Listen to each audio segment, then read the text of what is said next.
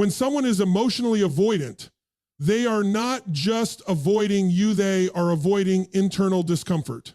And one of the most misunderstood dynamics in these situations is what actually happens when you stop reacting, stop explaining, and stop chasing. Because from the outside, silence looks passive. But psychologically, silence is anything but passive. It is a shift in power structure. Most people assume that if they go silent, they are simply giving up or walking away. But in relational psychology, silence, when it is intentional and emotionally grounded, interrupts a very specific pattern. Avoidant individuals often operate within a predictable cycle. Distance creates anxiety in the other person. Anxiety leads to pursuit. Pursuit restores their sense of control. That cycle becomes the emotional environment they rely on, even if they are unaware of it. It regulates their nervous system because it confirms they still hold relational influence without having to directly engage vulnerability. Now, when you remove yourself from that cycle, something very important happens. The system loses feedback. No reaction means no emotional fuel. No chasing means no validation loop. No explanations means no negotiation space. And this is where silence becomes psychologically disruptive, not because it is loud, but because it removes structure. The avoidant mind is not necessarily seeking chaos. It is seeking control over emotional intensity without being consumed by it. When your silence arrives, it does not attack them. It simply stops participating in the script they are used to. And that is where the shift begins. At first, it may not even register consciously, but internally, the absence of your reaction starts to create cognitive dissonance. If they are used to you responding emotionally, your silence becomes an unfamiliar signal. The mind starts trying to interpret it. Are they angry? Are they moving on? Why aren't they reacting like before? These questions are not about you, they are about their internal regulation system losing predictability. Here's what most people miss. Predictability feels like safety to an avoidant nervous system, even when the relationship itself is emotionally uncomfortable. So when you become unpredictable in a calm, grounded way, not by being chaotic, but by being still, you disrupt their emotional map. And disruption forces attention inward, which is exactly what they have been avoiding. This is where the deeper psychological layer activates. Silence begins to remove the illusion of control.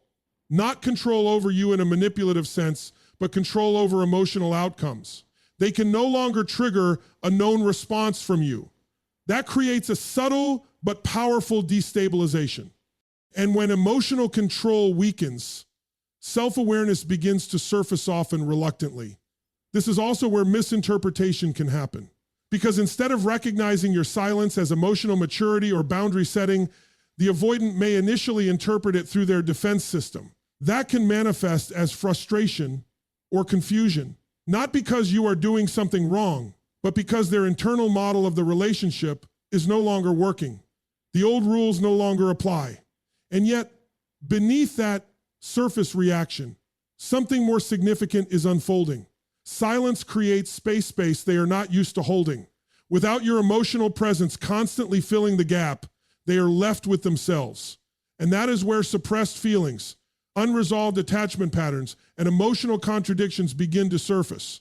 In many cases, this is the first time they are not being emotionally carried by the dynamic. There is no escalation to manage, no argument to deflect, no reconciliation to control, just stillness.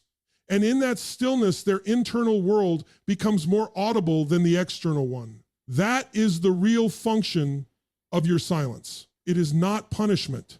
It is interruption. It breaks the cycle that allowed emotional avoidance to remain unexamined. And whether they respond with curiosity, discomfort, or resistance, the important shift has already occurred. The pattern no longer runs automatically. Because once silence removes the predictability, the emotional system is forced to adapt. And adaptation always begins with awareness, even if it starts unconsciously.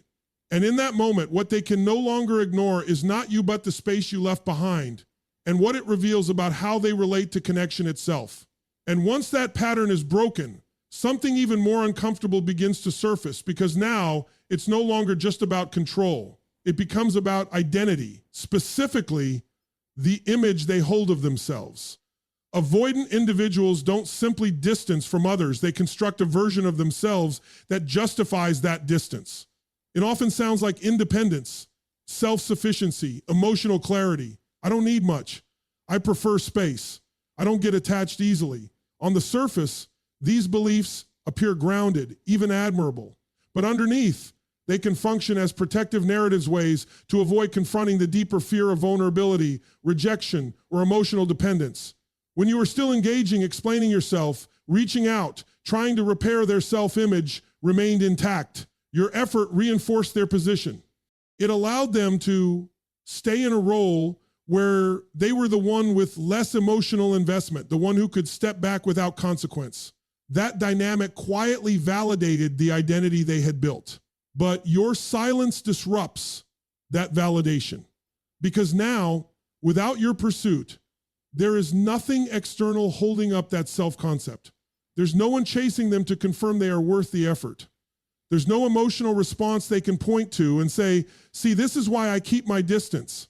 The absence of your reaction removes the external justification for their behavior, and what replaces it is reflection.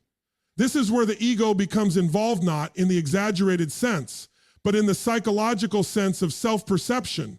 The ego wants coherence. It wants to believe, I am in control, I am unaffected, I make rational decisions. But when your silence enters the dynamic, it quietly challenges those assumptions. If they were truly unaffected, why does your absence feel noticeable? If they were fully in control, why does the lack of response feel unsettling? These are not questions they necessarily articulate out loud, but internally, they create tension, because now there is a gap between who they believe they are and what they are actually experiencing. And that gap is where discomfort lives. For many avoidant individuals, this discomfort doesn't immediately translate into insight. It often translates into subtle defensiveness. They may rationalize your silence. They're being dramatic. They'll come back. This doesn't matter. These thoughts are not clarity. They are attempts to restore the previous self-image, to maintain the idea that they are still unaffected, still in control. But the longer your silence holds, the harder it becomes to maintain that narrative, because reality begins to contradict it. Your absence is not reacting. It's not negotiating. It's not seeking validation. It simply exists. And that existence becomes a mirror, not one that criticizes, but one that reflects. It shows them a version of the dynamic without distortion, a version where their distance is no longer balanced by your closeness. And in that reflection, something subtle but powerful begins to emerge: self-awareness. Not necessarily the kind that leads to immediate change, but the kind that disrupts certainty, the kind that makes them question their assumptions, even if only briefly.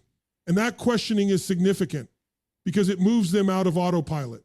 Now, instead of seeing themselves as the one who simply needs space, they are faced with a more complex reality, one where their behavior has consequences that are not being softened or absorbed by someone else, one where their emotional distance is no longer invisible.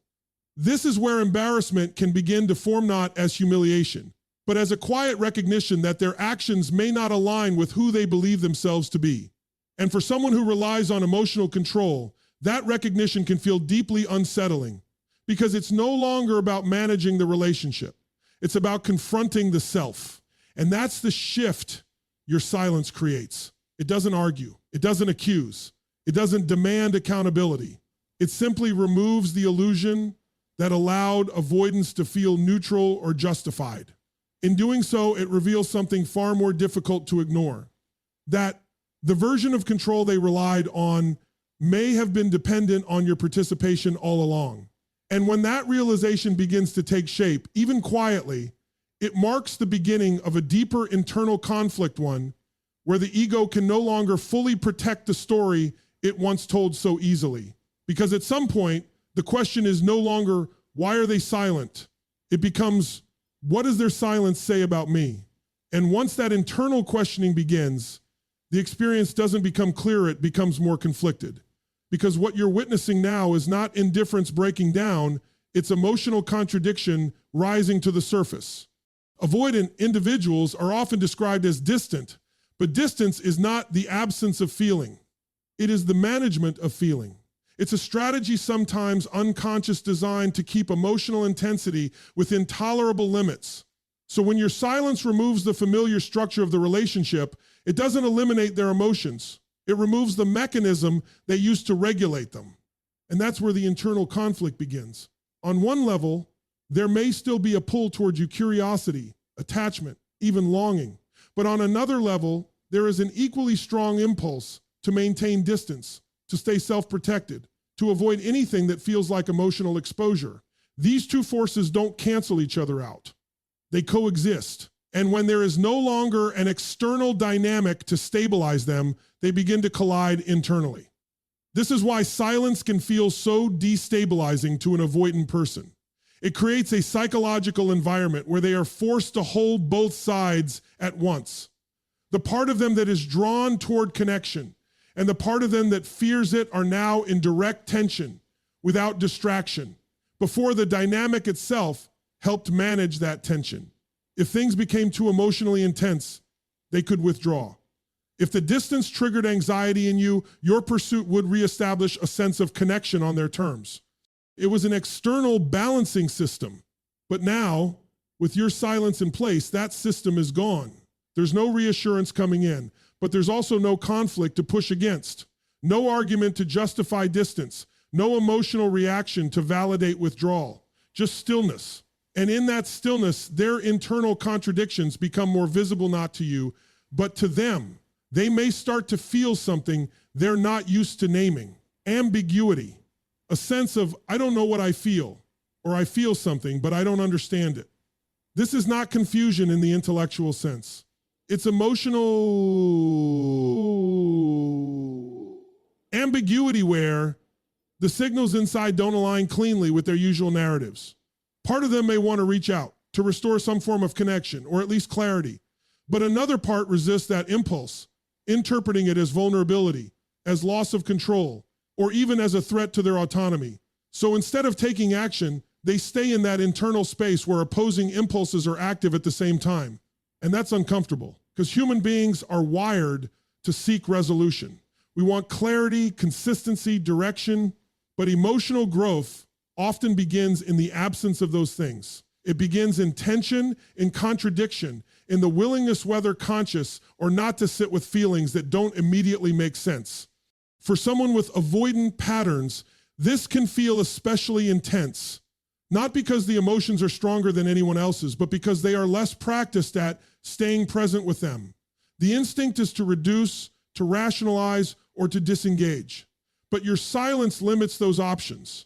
There is less external input to override what's happening internally. And so even if they don't consciously analyze it, something shifts. The emotional distance they once relied on no longer provides the same relief because the source of discomfort is no longer outside, it's within. This is where the narrative of they don't care begins to lose its accuracy. What you're seeing is not a lack of feeling, but a difficulty integrating feeling. A tension between wanting connection and fearing what that connection requires. And importantly, this conflict doesn't always lead to immediate change. Sometimes it leads to withdrawal, sometimes to distraction, sometimes to silence on their side as well. But even in those responses, the internal dynamic has already evolved. They are no longer operating from the same simplicity of detachment. Your silence has introduced complexity. It has moved the experience from external interaction to internal confrontation. And while that confrontation may not be visible to you, it is often the first step toward any meaningful shift in awareness. Because when someone can no longer rely on distance to organize their emotional world, they are left with a choice whether they recognize it or not, to continue avoiding or to begin understanding. And that choice doesn't begin with action. It begins with tension, because it's in that unresolved space where opposing emotions are felt at the same time that the possibility of self-awareness first takes root. And when that internal tension builds without resolution, it doesn't just sit there quietly. It looks for an outlet. And more often than not, what rises to the surface isn't vulnerability, it's anger. Now, this is where a lot of people misread the situation. They see irritation, coldness, even hostility, and they assume this person doesn't care. Or worse, they're just being difficult. But psychologically, anger in this context is not the core emotion. It's a protective response. It's what shows up when something deeper feels too exposed, too unfamiliar, or too difficult to process directly. Because underneath that anger, there is often a far more uncomfortable experience, loss of control, fear of rejection, or even a subtle sense of shame. And those are not emotions the avoidant mind is comfortable sitting with. They challenge the very structure that has allowed them to function emotionally at a distance. Think about what your silence has done up to this point. It has removed the familiar patterns, disrupted their self-image, and forced them into internal conflict. That's already a significant shift. But now, on top of all that, there's something else they can feel, that they no longer have the same access to you. And that matters more than they might openly admit. Because even in avoidant dynamics, there is often an unspoken assumption that the connection remains available even if it's not fully engaged, that they can step in and out, create space, and still find the door open when they return. It's not always intentional, but it becomes part of the relational pattern. Your silence challenges that assumption. And when that realization starts to take hold, when it becomes clear that your presence is no longer guaranteed, that your attention is no longer something they can quietly rely on, it creates a form of emotional exposure. Not the kind that comes from closeness, but the kind that comes from uncertainty. And uncertainty is difficult to sit with. So instead of moving directly into that discomfort, the mind looks for a more familiar emotional response, something that feels more active, more controlled. And anger provides that. Anger creates a sense of direction. It allows them to externalize the discomfort rather than internalize it. Instead of feeling, I might be losing something important, it becomes, why are they acting this way? Instead of, I feel exposed, it becomes, this is frustrating. You can see how the narrative shifts. The emotion hasn't disappeared, it's been redirected. And this redirection serves a purpose. It protects the individual from having to confront emotions that feel more vulnerable or destabilizing. Because anger, in its own way, maintains a sense of control. It keeps the focus outward. It avoids the deeper question of what's actually being felt underneath. But here's the important part. The presence of anger often indicates that something meaningful has been activated. People don't become emotionally charged over things that are truly irrelevant to them. The intensity of the reaction is often proportional to the level of internal disruption. And your silence, by removing the usual pathways of interaction, has created exactly that disruption. This doesn't mean the anger is justified, and it doesn't mean it needs to be engaged with. In fact, responding to that anger in the old pattern, explaining, defending, re-entering the cycle would simply restore the dynamic that allowed avoidance to continue unchecked. What matters is understanding what the anger represents. It's not clarity. It's not resolution. It's a signal.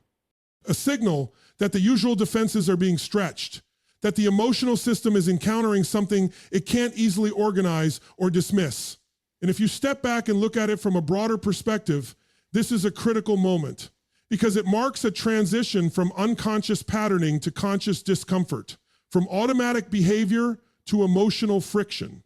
That friction is not the end of the process, it's the beginning of potential awareness. Because once anger no longer fully resolves the discomfort, once it becomes clear, even internally, that the frustration isn't actually about you, the focus has nowhere else to go but inward.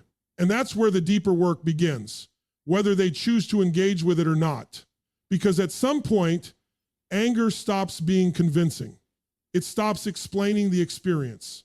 And what's left underneath it is the one thing they've been trying to avoid all along: vulnerability without a shield. And that's the moment where the story can no longer stay the same. And as that anger begins to lose its effectiveness, when it no longer fully explains what they're feeling or restores their sense of control, another, quieter emotion starts to surface. It's not as loud, not as immediate, but in many ways it's more confronting. And that emotion is embarrassment.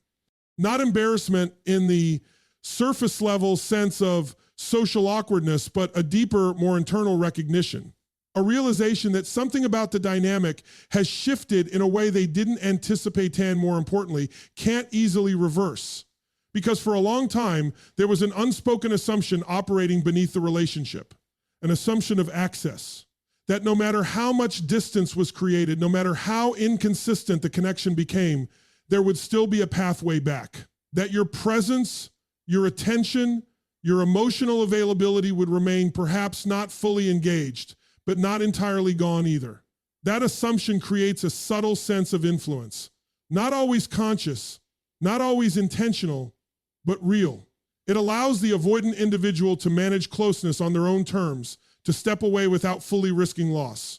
It's a form of emotional positioning where they don't have to fully commit, but also don't have to fully let go.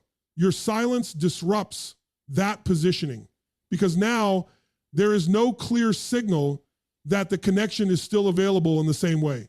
There's no reassurance, no emotional response, no indication that things can simply return to how they were.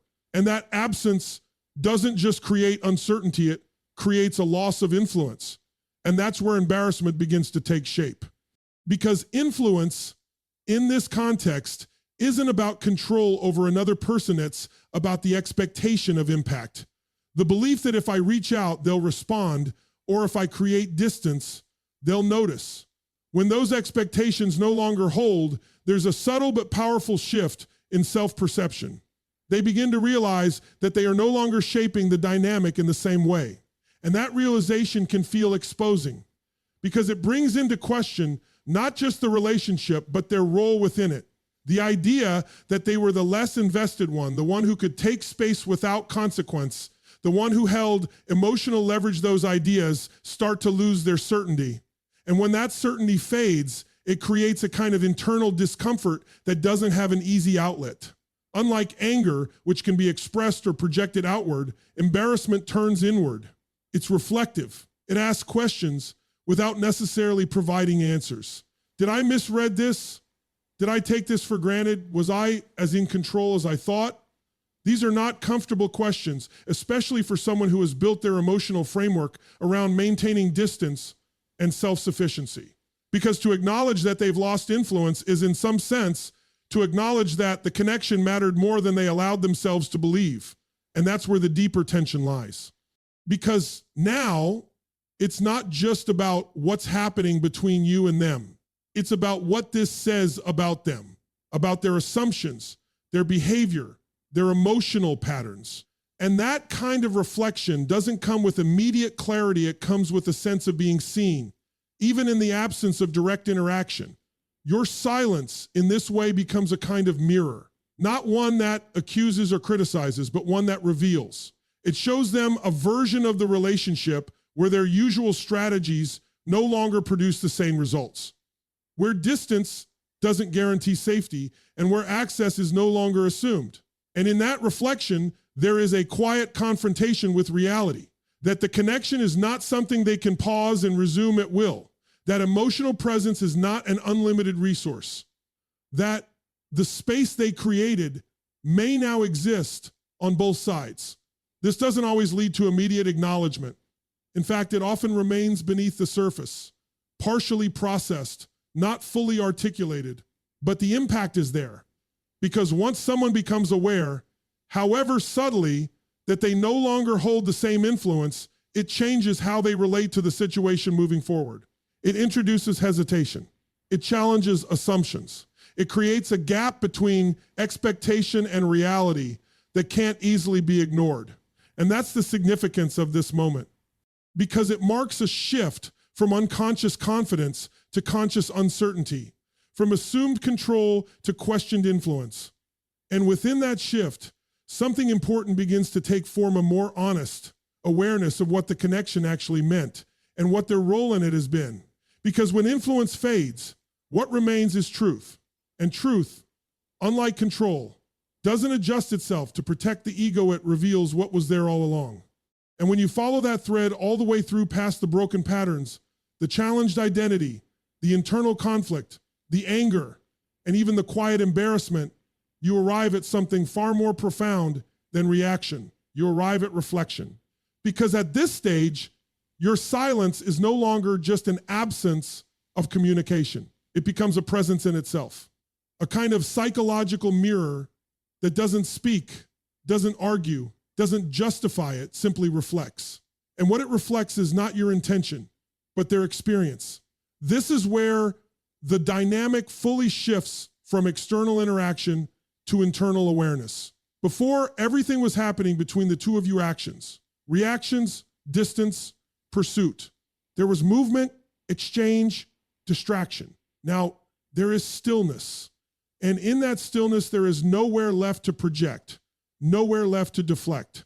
The usual exits, withdrawal, rationalization, emotional minimization start to lose their effectiveness because there is nothing actively happening to respond to, just space. And space, when it's not filled, becomes revealing because without your presence actively engaging the dynamic, they are left with a version of the relationship that is unbuffered. No emotional cushioning, no reinterpretation through conflict, no immediate feedback to shape meaning. What remains is a clearer view of their own patterns, how they create distance, how they respond to closeness, how they manage discomfort. This is what makes silence so difficult to escape. You can ignore a conversation. You can avoid a confrontation, but it's much harder to ignore an absence that doesn't demand anything, yet continuously exists. It lingers, not in a dramatic way, but in a persistent one.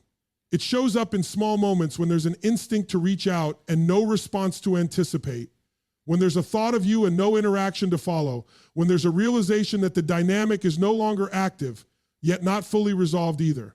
And in those moments, the mind begins to fill in the gaps, not with your words, but with their own interpretations, their own questions, their own reflections. What actually happened here? Why does this feel different now? What part did I play in this outcome? These are not questions that arise from pressure. They arise from space. And that's the key distinction.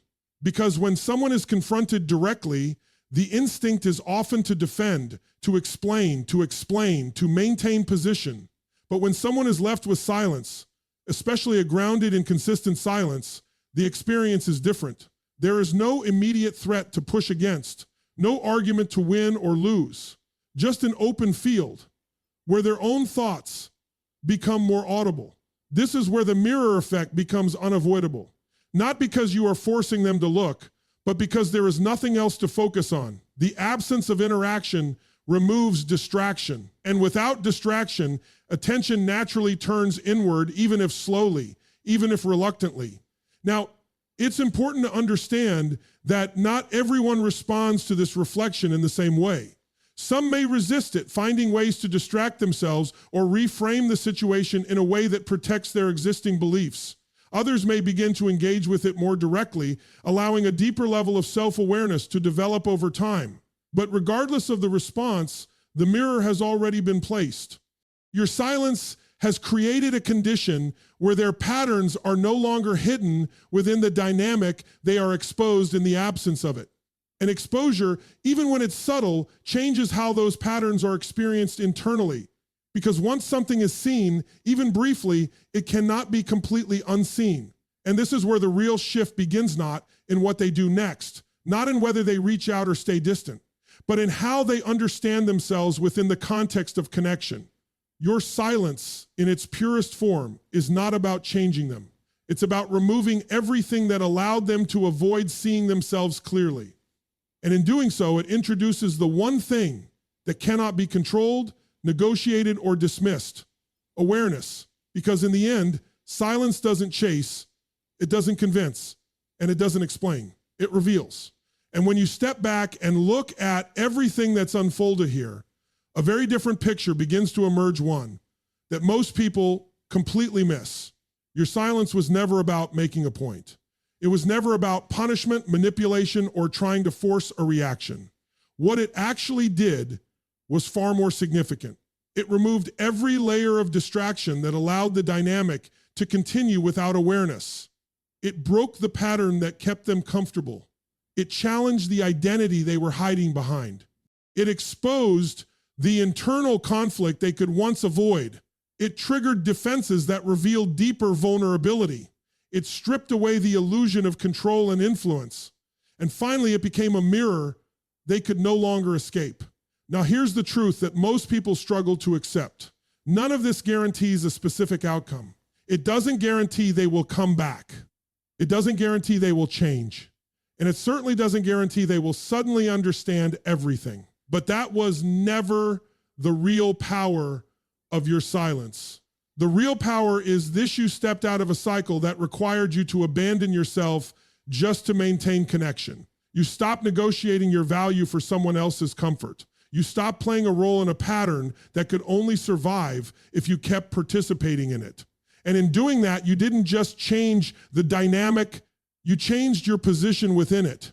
Because the moment you no longer need to chase clarity, demand consistency, or prove your worth to be seen, you've already won something far more important than their attention. You've reclaimed your self-respect. And from that place, everything becomes clearer. Not because they've changed, but because you have. Your standards sharpen. Your awareness deepens. Your tolerance for emotional inconsistency disappears. And now, if they ever do return, it won't be to the same version of you. It will be to someone who understands the difference between connection and control, between attention and intention, between temporary presence and real emotional availability.